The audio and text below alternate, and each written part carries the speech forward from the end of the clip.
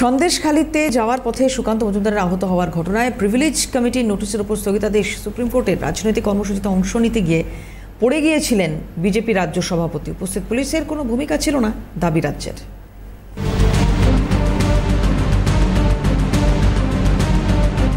সন্দেশখালীর ঘটনায় লোকসভার প্রিভিলেজ কমিটির নোটিশের উপর স্থগিতাদেশ সুপ্রিম কোর্টের। সুকান্ত মজুমদারের অভিযোগকে সমর্থন করে না সেদিনের ভিডিও ফুটেজ দাবি করলেন আইনজীবী অভিষেক মনু সিংভি এবং কপিল সিব্বল।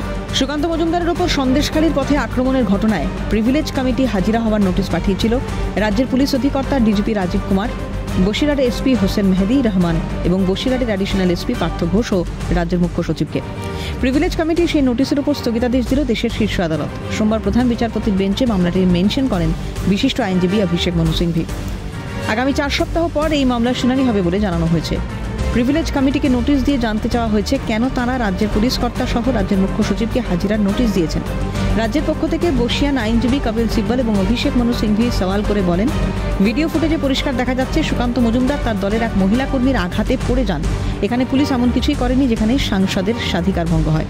সাংবাদিক সম্মেলন করে পরবর্তীতে সুকান্ত মজুমদার বলেন, অসুস্থ হয়ে যাওয়ার পরেও তার নিজের গাড়িতে করে হাসপাতালে যেতে দেয়নি পুলিশ।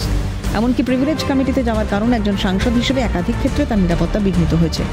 অসুবিধা নেই, সুকান্ত মজুমদারের উপর লাঠিচার্জ করুন, পা ভাঙুন, হাত ভাঙুন, কোনো অসুবিধা নেই।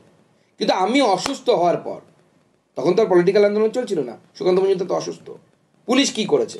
নাম্বার 1, আমার গাড়িকে আমাকে নিয়ে হসপিটালে নিয়ে যেতে রাজি দেয়নি, আমার গাড়িকে আটকে দেওয়া হয়েছে। প্রিভিলেজে হস্তক্ষেপ।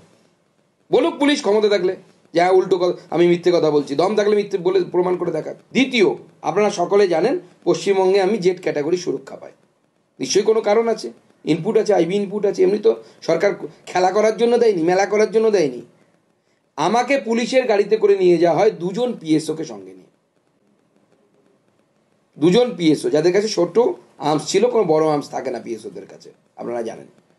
আমার পিএ, তাকে গাড়িতে উঠতে দেওয়া হয়নি। সে উঠতে চেয়ে যে দাদা অসুস্থ, আমি দাদার সঙ্গে যাই, এরা বাংলা জানে না। শুধু তাই নয়, তার থেকেও ভয়ঙ্কর যেটা, 2জন পিএসও আর গাড়িতে কজন পুলিশ ছিল আমি জানি না, কারণ আমি তখন অচৈতন্য অবস্থায় ছিলাম।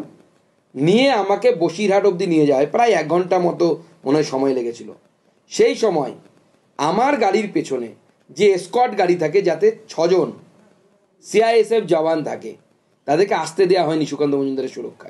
পরে সাংবাদিক সম্মেলন করে সুকান্ত মজুমদার বলেন যে প্রিভিলেজ কমিটির কাছে তিনি গিয়েছেন, তার কারণ হচ্ছে একাধিক ক্ষেত্রে তার সাংসদ থাকার পরেও তার নিরাপত্তা বিঘ্নিত হয়েছেন। তিনি যখন অসুস্থ হয়ে পড়েছিলেন তখন তাকে তার নিজের গাড়িতে করে হাসপাতালে যাওয়ার অনুমতি দেয়নি পুলিশ, এবং তার সাথে যে 2জন নিরাপত্তা রক্ষী ছিল তাদের কাছে সেরকমভাবে কোনো আগ্নেয়াস্ত্র ছিল না, বরং তার সাথে তার গাড়ির আগে পিছে যে স্কট যায় তাদেরকেও যেতে দেওয়া হয়নি। এমনকি তার নিজের যে সহকারী ছিল তাকেও গাড়িতে করে তার সাথে, অর্থাৎ অসুস্থ সুকান্ত মজুমদারের সাথে যাওয়ার অনুমতি দেয়নি পুলিশ। এই সমস্ত বিষয়গুলো তিনি জানিয়েছেন স্পিকারকে, এবং স্পিকার মনে করেছেন বলেই প্রিভিলেজ কমিটিতে এই বিষয়টি পাঠানো হয়েছে। সুকান্ত দাবি করেন আজ তার আইনজীবী প্রস্তুত ছিল না।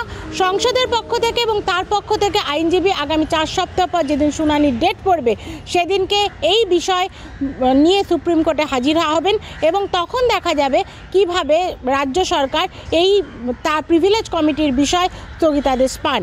নিউ দিল্লি থেকে ইন্দ্রাণী দাশগুপ্তর রিপোর্ট, ক্যালকাটা নিউজ।